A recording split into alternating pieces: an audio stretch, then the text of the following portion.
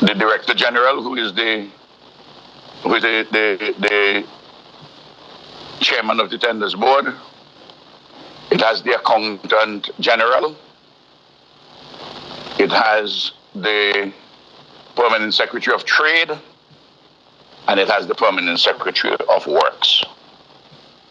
And then there are 3 non-public servants. One is works at the National, the Bank of St. Vincent. I think he still works. I'll tell you his name shortly, just at the tip of my tongue. Then there is Ashel Morgan, a lawyer, and Joel Woodley, a small businessman from the West St. George area. I'm trying to remember. The name will come to me. Is it Rose? Is it Rose? Yes, Rose. Yes. Leroy Rose, yes. No. So you notice 4 senior public servants, 3 non-public servants. Those non-public servants are appointed by the cabinet for particular periods of time. So I want to emphasize that up front, that there is no involvement by politicians in the Tenders Board. In fact, to talk a little about process, that when I got into office in the first week in 2001, in April, they sent me the minutes from the Tenders Board for the preceding meeting. The last one, which was held under Arnim Eustace's prime ministership. And I called the Director General of Finance and Planning. I asked him to see me, and I told him I don't want to see the minutes of the board, of the Tenders Board. I told him that all I want to know is the results of the Tenders Board's decision. Because if I'm involved in the minutes and I'm involved in knowing the agenda in advance and all that, people may want to call. And in fact, when I started my prime ministership, people will call me and say, I don't have anything to do with Tenders Board, nothing whatsoever. You tell me the results. That's all I need to know. But there are policies, there are guidelines, there are rules, there are regulations. And of course, since December, we passed a Modern Procurement Act, and I could come back to that. Moreover, our government has set a best practice, which is now being emulated by some countries in the region. Not all of them. We publish on a quarterly basis all, when I say we, the government, the Tenders Board, send them to the Cabinet Secretary, and they're published in the newspapers. All the contracts awarded by the Tenders Board, whether it's for goods or services or for doing contractual work and big infrastructure projects or small infrastructure projects which go before the Tenders Board.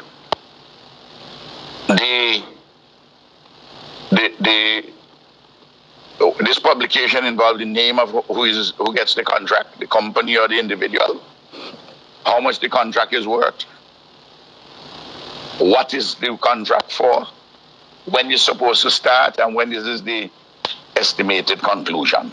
Haven't you all been seeing that in the newspapers? Yes, it also includes this week. It also includes whether the bid is competitive or selective.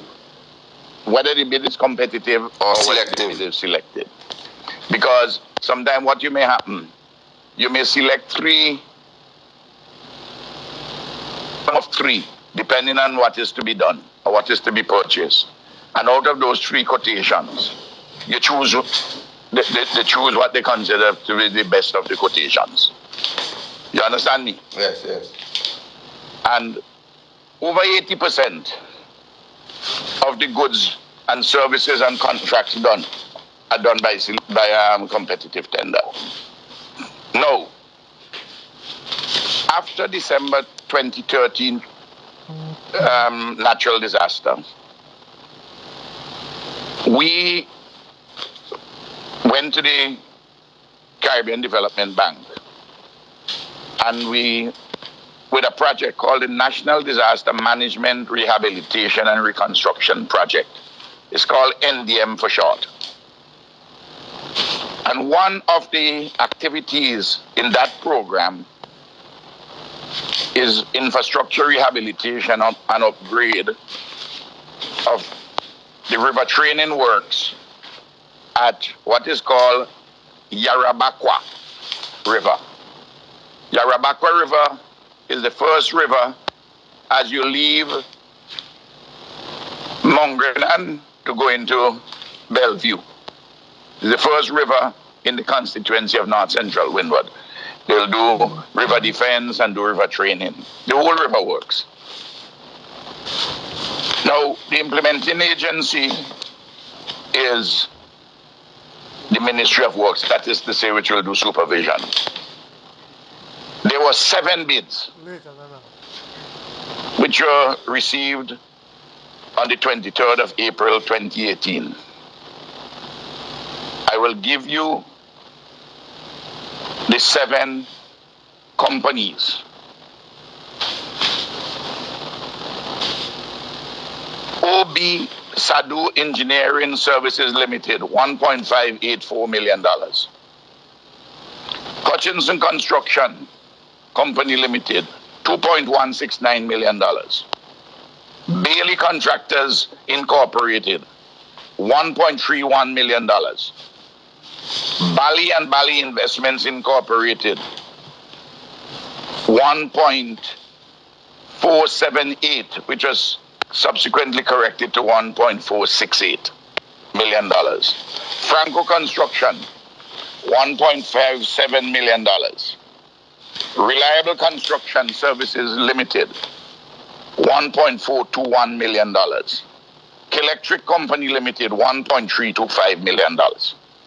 I didn't go into the hundreds after that or the cents. Sure. I'm just giving you. Now, under this particular project, the government, again, through a selective, through an open tender system, which got the approval of the CDB, a design and supervision consulting group called IBI Group out of Canada won the contract to provide consultancy services under the NDM program. Notice, it's a design and supervision consultancy. Now, that involves, they'll do the design, they'll supervise, but they're also doing the bid evaluation of these 7 bids. So in keeping with their terms of reference, they completed the bid evaluation report on the 7 bids received for the Yarabakwa project, river project. A memorandum was submitted to the Tenders Board on the 10th of August 2018 by the Chief Engineer, who submitted the bid evaluation report of the IBI Group of Consultants. They submitted that to the Secretary of the Central Supply Tenders Board at the Ministry of Finance. And the Chief Engineer in that memo with that report, with that consultancy report from the independent consultants which had been approved by the CDB, the Chief Engineer was saying, well, on the basis of the consultant's report, this contract should be awarded to Reliable Construction Services Limited, but not yet for the award straight off. It was to seek approval to negotiate with Reliable Construction Services Limited, which is normally what happens, for the provision of these services, for an amount not exceeding their bid amount of $1.421 million. The submission from the chief engineer to the tenders board was accompanied by a letter of no objection from the relevant official at the Caribbean Development Bank. The person from the CDB was dealing with this, not the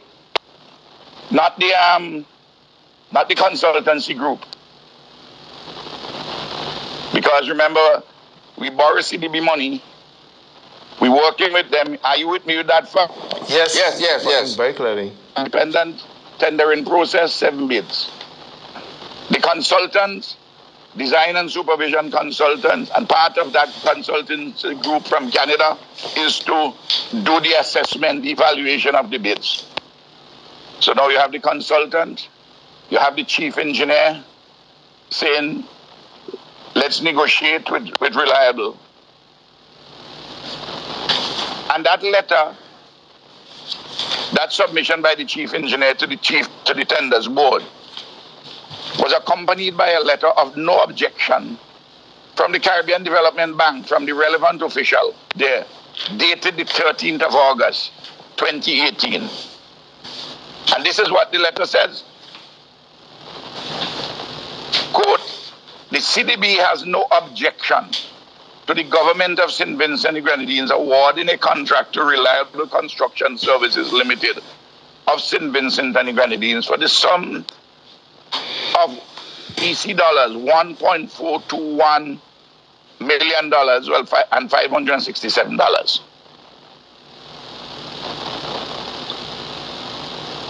The tenders board, on the basis of the documentation before it, that is to say, the consultant's report, the bid, the evaluation report from the independent consultant, the letter from the chief engineer, the note certificate from the CDB official. On the 29th of August, the tenders board granted approach for the ministry to negotiate with Reliable Construction Services. The negotiation for the works was conducted on the 5th September 2018 with the NDM project staff, because the National Disaster Management Project has a project staff with engineers and others. They negotiate that with the principals of Reliable Construction. On completion of those negotiations, the Ministry of Works, again through the chief engineer, sought the approval of the tenders board on the 10th of September 2018 to award the contract to Reliable Construction. The tenders board granted the approval of the award for the award of the contract to Reliable Construction on the 26th of September 2018 in the sum of $1,421,567, VAT inclusive. The decision of the tenders board to award the contract relied upon the bid evaluation report prepared by the IBI group of consultants from Canada, the letter from the chief engineer, and the letter of no objection issued by the CDB. Well, will somebody now tell me where this corruption is, which the opposition is talking about? Huh? I have more I could say, but let me pause here at this point because you may have questions. Not so much about the opposition, but there's a letter published purportedly coming from the chief engineer, where the word misprocurement is used. So yes, that is afterwards. Yeah, my question is, who made that call as to assess it as misprocurement? Who made that judgment? Let me then. I thought you'd have questions on the story thus far. No, the steps. Mr. Prime Minister, please. Right. The steps you have laid out, I've counted 6 steps, and they seem clear, very clear to me. Okay, and well, no, but I see no room here for, so let me say, political overreach or anything like that, or intervention. Okay, clear. No, what happened so far? Yeah. The Caribbean Development Bank now, in a letter on the 9th of April 2019, informed the Director General of Finance and Planning that a misprocurement had been declared in respect of the Yarabakwa River Defense contract between the government and Reliable Construction. And the CDB further stated that as a result of the misprocurement, the financing for the contract was cancelled and the sum of $142,156.70, which had been already drawn down, should be repaid inclusive of interest. The CDB subsequently waived the payment of the interest on the amount drawn down. And of course, the CDB properly advised that the funding on all other NDM project activities, they remain intact. In fact, just last week, I was involved with a discussion with the CDB people in regard to the financing over $100 million plus in relation to a portion of the money for the port, the new port which we want to build. So now, what happened? The information given to me by the Director General of Finance and Planning, the chairman, that the principals of one of the companies which bid, Bali and Bali, wrote the CDB and said to the CDB, the company which got this contract didn't have the experience in doing these kind of works. But all of that would have been assessed by the consultants, the independent consultants, and also by the CDB man, who was the point man on this project, who gave the no objection. But once Bali and Bali had complained, it is the CDB's duty to do a review. And on their review, they felt that Reliable, in their opinion, should not have been granted the contract. On the basis, I've been advised that they didn't have the experience and so on to do it. But that's not a view which is shared by other people. You understand me? Quite clearly. And no. So that is where that stands. Now, I noticed that there's a letter being quoted by the principals of Bali and Bali to the effect that either somebody made a false declaration or there was some undue influence in the award of the contract from somebody higher up. Now, when the story first came, I wasn't paying attention. I wasn't bothering with it until I can't respond to everything until the parliamentary opposition got involved. And they want to take that line, that undue influence and corruption. The process which I've just outlined, could anybody please tell me where there's any undue influence or where there's any corruption? As the process is outlined, it is difficult to see whether it's possible or even happen. But my question is what led to the assessment of the term misprocurement? Yes, well, you see, when you're doing a contract, and depending on the size of the contract, you'd want to see, in terms of the rules, the conditions, that the company which is doing it has all the capabilities.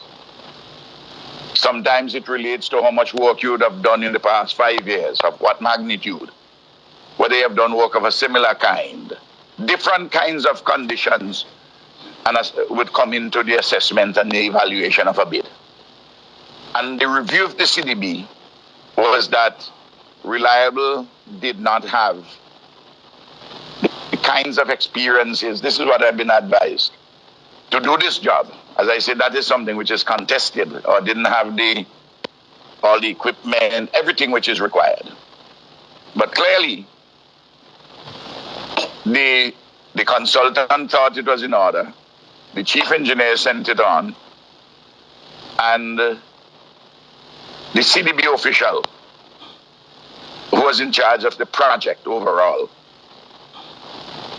that he gave a no objection. So, Prime Minister, the use of the word misprocurement is the point I'm making. That's the CBD's, which means that's the technical term. Right. That's the technical term. Okay. That there was, in other words, the procurement is voided. Right. Okay. That's what it means, Peter. Yeah. That the procurement should not have been awarded to that company. The contract should not have been awarded to that company.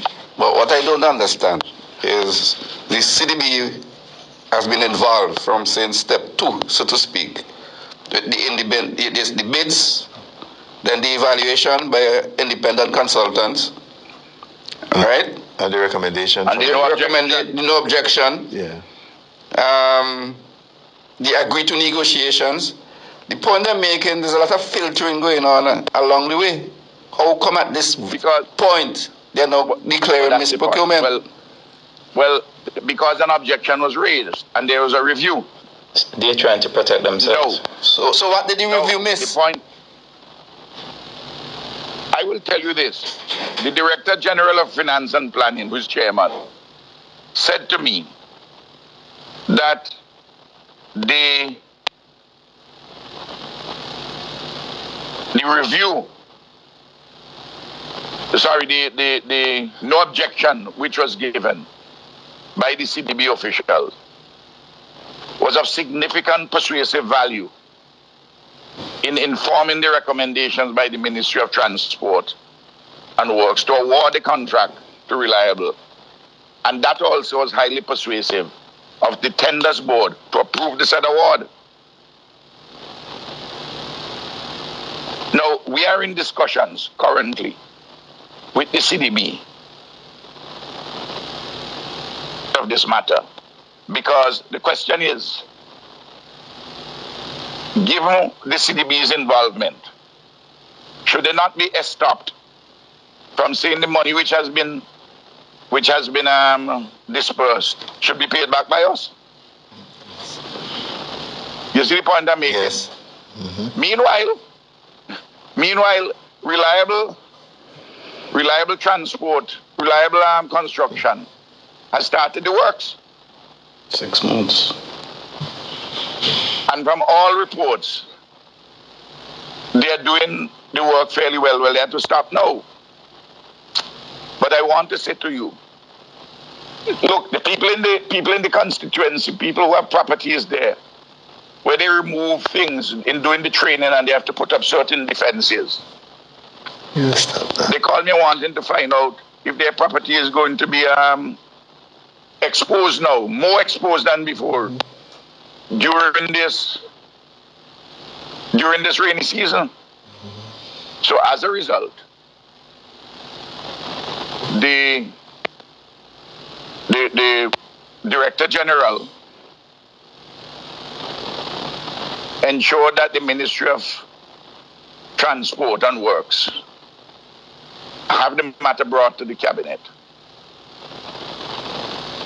And the following things naturally have been done. Clearly, the existing contract between the CDB and Reliable has to come to an end, because there's a quote-unquote misprocurement. And we are talking with the CDB about the money which has been paid already. Because clearly, they will have to show that we have been in some way culpable, responsible. They give no objection. Are they not stopped from calling for the money for the $140-something thousand that had already been dispersed? Well, Mr. Prime Minister, again, as a layman, and the civilization was built on the foundation of common sense. Let me make that clear. Work going on for 6 months. I would assume that there's a supervisory entity in place to ensure that work goes along according to the terms of the contract, the terms of the bid. And they're satisfied with the work that is going on so far. Did we ever have that kind of objection prior to these letters? No. The work is going on. Nothing was done prior to the CDB writing. And nobody ever raised objection that the work is going outside of budget, outside the terms of the contract? No. Nothing like that. Nothing like that. It's just on the procurement issue as to whether they had the capacity, etc., etc. Now, let me say this. The cabinet has taken a decision. That work has to be done. Yes. That work has to be done. And it's urgent work. So cabinet has taken a decision to have the Attorney General, to have the Ministry of Works submit a draft contract for the outstanding works to be done by the same reliable construction for the Attorney General to review. Naturally, we will have to pay for that, but that's okay. I mean, we have a lot of contracts with the a lot of money with CDB, and we're not worried about that. You understand what I mean? Yes. We're not worried about that aspect of it. My other question because on the ground there are several properties adjoining the river. I cannot be irresponsible as a parliamentary representative for North Central Windward, and as the Prime Minister responsible for national disaster management, to say, well, we have to go over a long tendering process to do the other thing, and in the meanwhile, operation successful, patient dead. Yeah, don't make sense.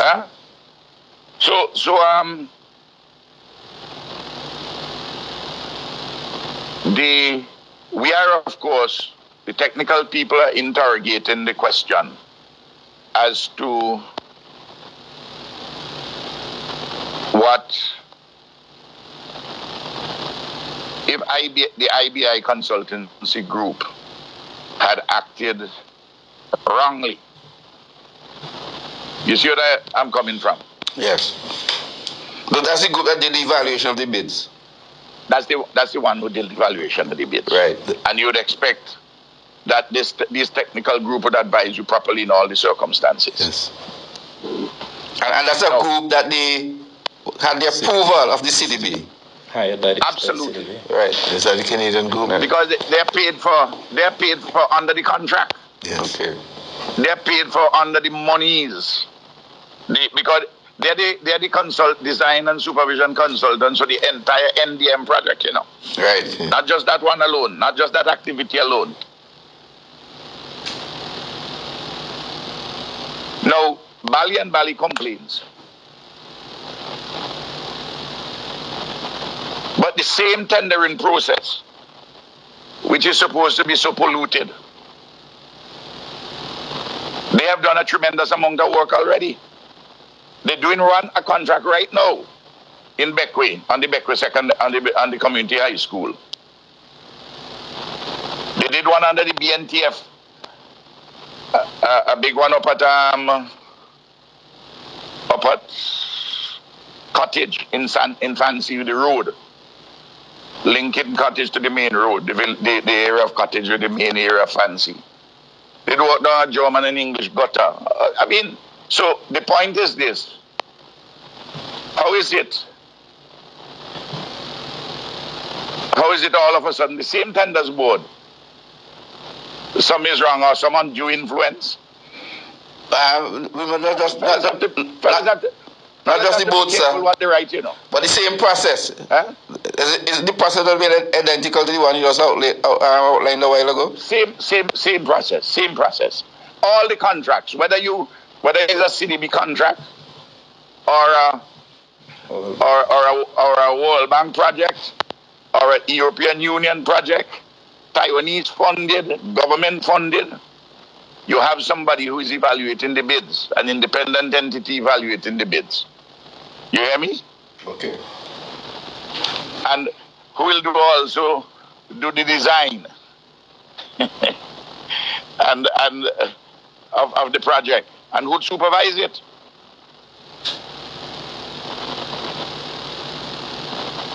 In fact, you notice how involved this process is.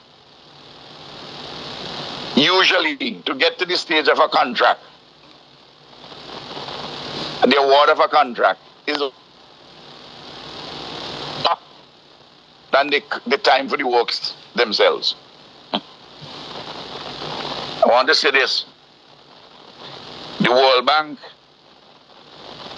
just made available to us a very soft policy loan, either terms, International Development Association terms, half of 1 percentage point, 30-something years. I mean, just give us, they just made available for us $80 million. Among other things, is because of the work we have done on procurement, including the passage of the Procurement Act in December. You remember I went to the Parliament just before Christmas, and the same opposition was bawling. Leacock himself had gotten up. Sinclair Leacock had gotten up, and when I tell him that I'm dealing with this and I'm coming back immediately after Christmas, I was in Parliament the day after Boxing Day. He asked me who will come. I said, well, you don't have to come in now. Yeah. Huh? I remember that well. And I heard it said, I didn't hear him. I heard it said that I should resign. Now, I know they like to get me out of the way. But if my friend Sinclair continued to talk like that, people will stop saying that he's a sensible fellow and that he's foolish.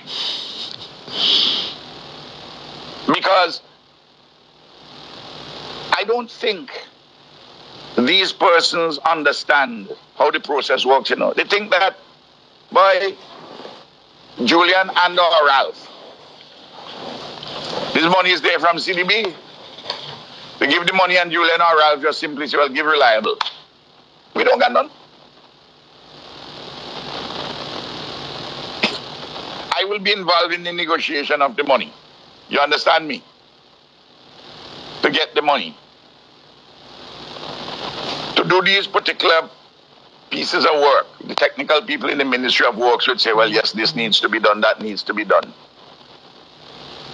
But the Ministry of Works doesn't have the staff to do all the design and the supervision of these works. So that's where independent consultants come in. And they cost a lot of money. Mm-hmm. You see where I'm coming from? Yes. And they do the design. What you're supposed to put at this place, what you should put at the other place. You drive past there. You see a whole set of stone pack up on Aina the Freitas, the piece of land before Aina where Aina used to have she shop there. Yes. I just last week I drove by then, so. Yeah? Yes. So, and remember, you know, this river, the works go all the way up, further up.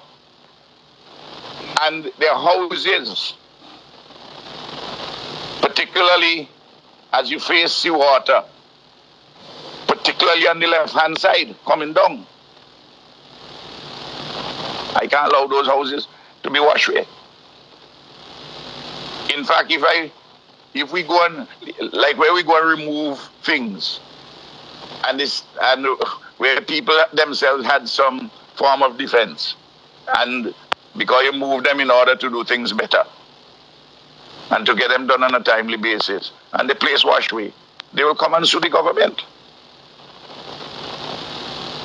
I don't know, Reliable also has not said anything.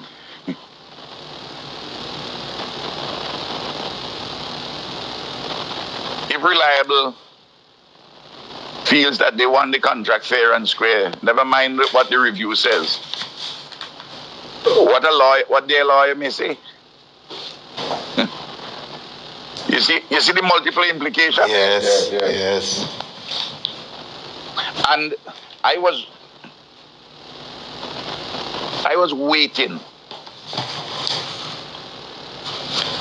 for somebody to identify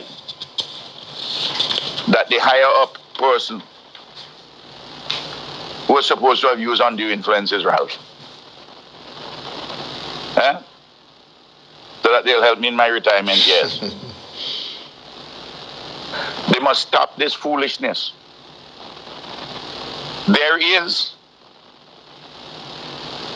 an issue which has arisen, but all I can do to you is to show you what the process, what was gone through.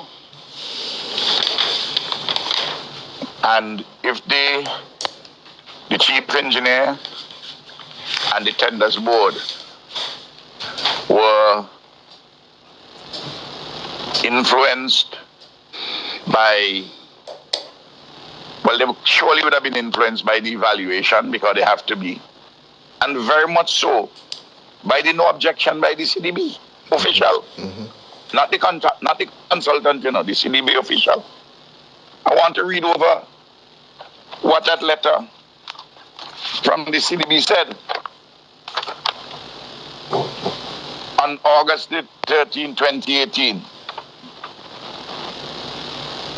The CDB has no objection to the government of St. Vincent and the Grenadines awarding a contract to Reliable Construction Service of St. Vincent and the Grenadines for the sum of EC dollars $1,421,567, VAT inclusive. Now you've been sitting down with the tenders board and you're reviewing all the documents, Pigeon. The consultant said that's the better fella, the best of the 7 bids. The chief engineer is telling you yes. CDB gives you no objection, unofficial. What would you do at the tenders board? Unless you see something which was glaring, something which jumps out at you and say, no, there must be a mistake here, man. We have to go back to the consultant. We got to go back to this no objection from the CDB. But even at the process of negotiation with the tenders board agreed to negotiate with Reliable Construction. Even at that point too, we could see things coming out there if there's anything untoward that would happen. And is the NDM professional staff? There's an engineer who heads that staff, a civil engineer. So I hope that I have given enough information. Before you go, I have a question.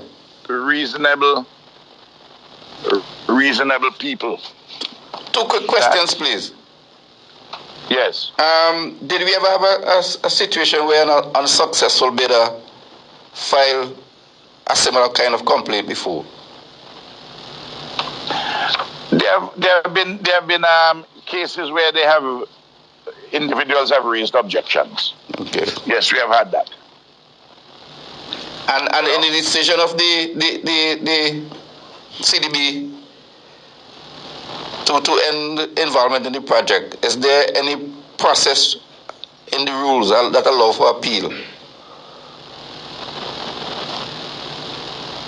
No, the CDB, they funding and they have done that. That's okay. That. But that doesn't mean that we can't now, as a partner with them and a borrowed member, say, listen to me. You can ask us to pay back this money. Well, you could ask us to pay it back as part of the normal original loan, not to pay it now as a bullet payment, because if that money was already disbursed, work would have already been done. So that is a contribution to that work. And you alluded to the point that actual people have been are affected by this project. What assurance can you give the residents in the area that things will be okay going forward? Well, one of them called me day before yesterday and said to me, what is happening? They're reading this thing. They are alarmed. She's a leader type in that community. A very experienced woman, formerly a head teacher, principal. So I told her the story in summary what I'm telling you. And I told her the cabinet has taken the decision for reliable to complete the project. We have the authority as cabinet to do that. Because I have to get the work done. Yeah. Now, you know, there are many things I could say about contractors. Some good, some not so good, and some including. I'll tell you this, you know, you already remember that before the time of Ralph and the ULP, you used to have one or two contractors in this country getting all the jobs. You remember that? Mm-hmm. The small man couldn't get in, you know. Hutchinson Construction. That's a small man who built that up, you know. From Beckway. At one time, Hutchinson was doing a man I have a lot of respect for. He was doing the hospital in Kingston, which was a $5 million project. He was doing the mental health facility, which was about $4 million. I'm talking about the contractual work. And was also doing the work out at the part of the work out at the expansion of the community college, the main campus.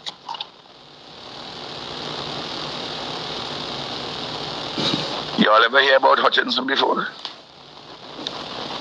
Before, no. But an observation. If you look at this list, yeah. Let us do something here. The lowest bid was done by Bailey Contractors, $1.31 million. The next lowest was 1.325 by Electric. And then the next one was Reliable at 1.421. And the one after that was Bally and Bally, 1.468.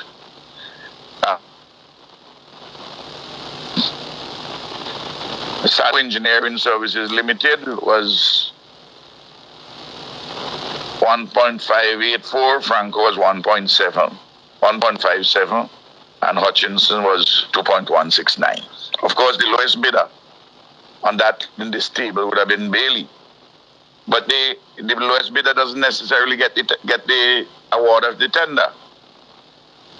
That depends on all the factors, a host of factors, in accordance with the rules, which the consultancy group, which is assessing the bids and who do the design and supervision, what report they send.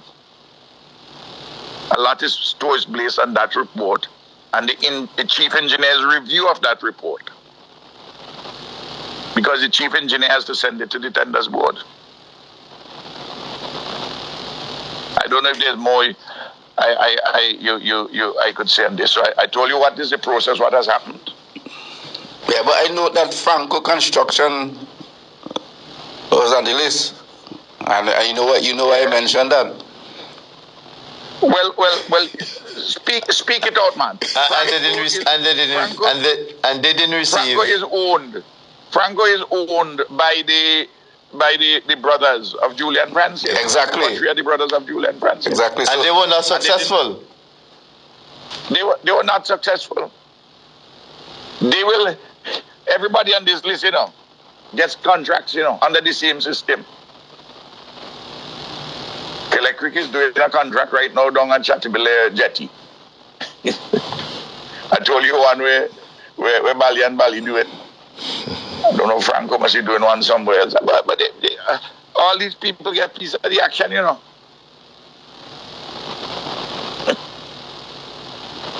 Like it seems as if Prime Minister one is not satisfied that he or she is getting enough. Hello.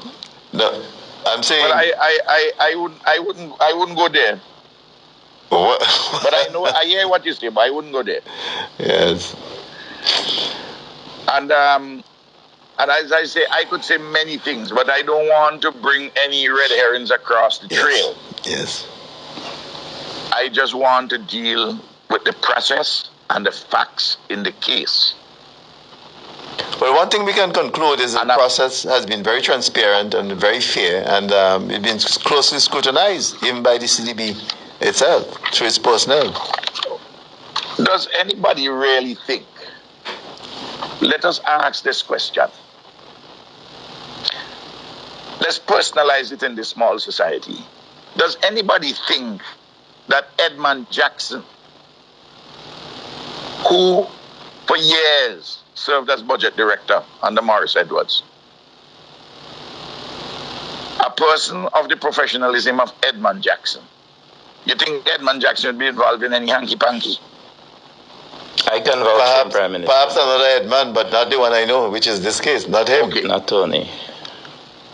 Could anybody think of the permanent secretary in the Ministry of Works, Mr. Ned, a deeply principled and Christian man, Ned, involved in any hanky-panky? He would rather leave his work than PS Trade. the permanent secretary in trade. You think that she will involve herself in the director, the accountant general, Debbie Antwine?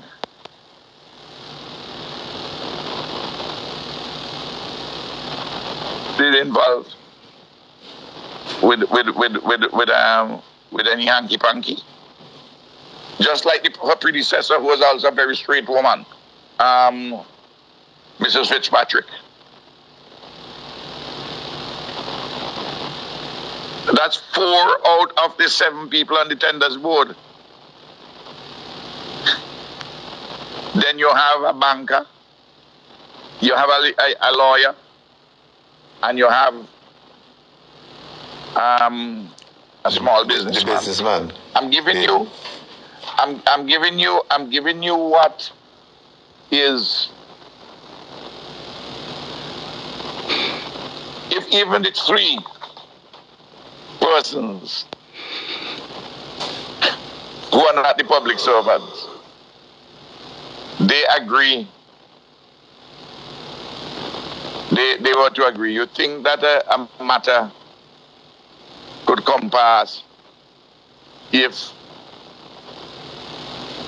the chairman of the tenders board feels that what is being done is not reasonable? Huh? He reported to the Prime Minister.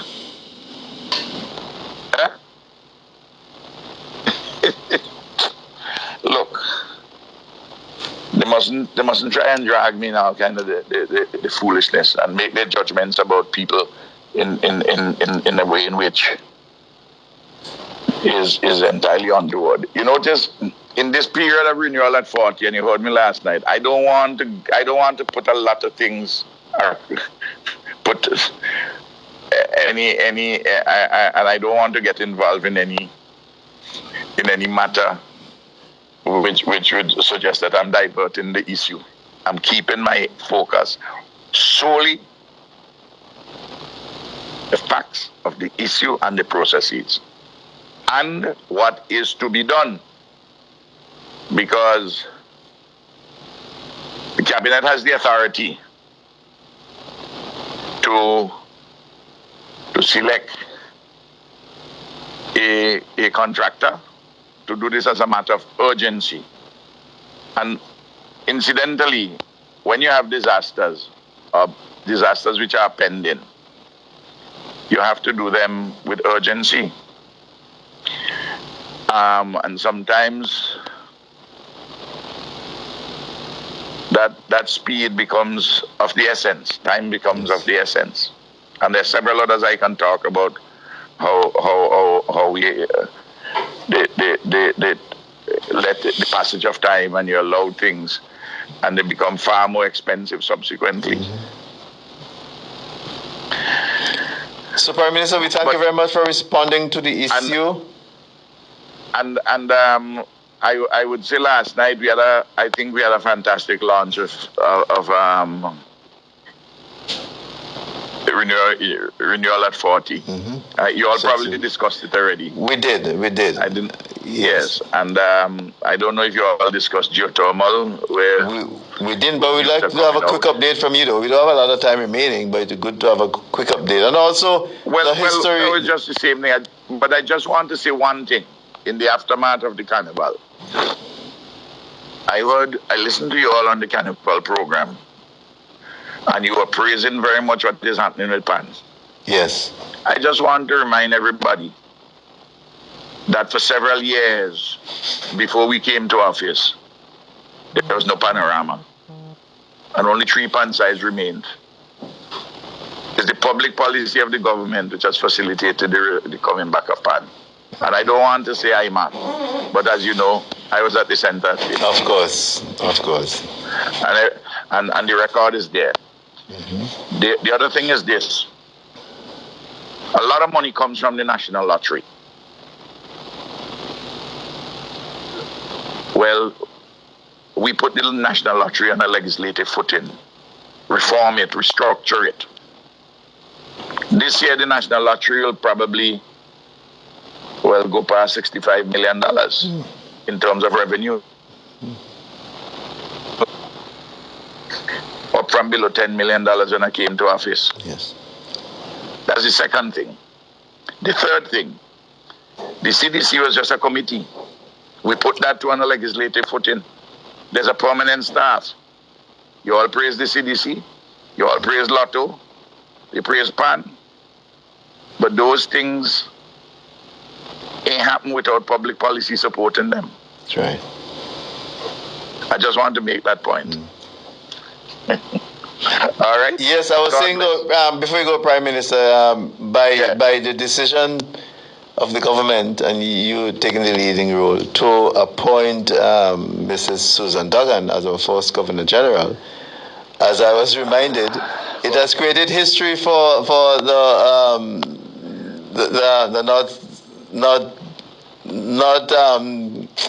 Central constituency. We should see something in response. In the sense of the leader of government and the leader of the state, if you see what I mean, from the same constituency. And for the small village of Connery. Yes. You know, and for Connery School to put them out, Walden Ryan. So that's right. Father taught me, you know. Okay, right. That's right. That's why, listen, I am grateful for who assist in our community. I was insisting on naming the Learning Resource Center the Walden Ryan Resource Center. I remember that. Connery. I remember that, yes. And the secondary school in Connery, which we started, this government, I had it called George Stevens. Oh, it's George Stevens secondary school. Yes. No, George Stevens. George Stevens was my headmaster from the time I went to ABC. What you used to call in the old days Standard 5. Yes. The old Class 5. So, and you had a lot of influence on me. But you should declare an interest too, because Susan is your family. Well, I did already. Oh, you declared you're in jail? Yeah, only of. She's my cousin. Yes. A wonderful woman. And yes, we have to thank very Frederick yes. for a phenomenal tour of duty. Yes. Phenomenal. Yes. Great. And another occasion I'll talk about that. Yes. God bless. All right, thanks again, Prime Minister. Thank you very much. Thanks. Okay. Good. Fine. Well, that's the full and detailed story. Hope that has settled that question, Pigeon, maybe. You think? Well, it settled it for me. Well, that's for me too, and a lot of people who've been listening. And it's quite educational in terms of the outlining of the steps, the procurement steps, yes. Process, yes. Just to say, Cecil, having worked in the system previously, that's a normal process. There's nothing out of the ordinary there. And that's why I insist that I am waiting on the other side of the story before I comment on it, because having worked in the system, I don't know that there's anything that can be done to corrupt the system, knowing the persons, the civil servants who are in charge of the system. Mm-hmm. Somebody is just sending us a WhatsApp message from overseas saying, good afternoon from Puerto Rico. Got here about 2 hours ago. Oh, that could be our friend from Puerto Rico. And another message, guys, if there was undue influence in offering this contract, perhaps offering this contract, the Franco Construction should have been the contractor of choice, well, which is this point we were making. Yeah.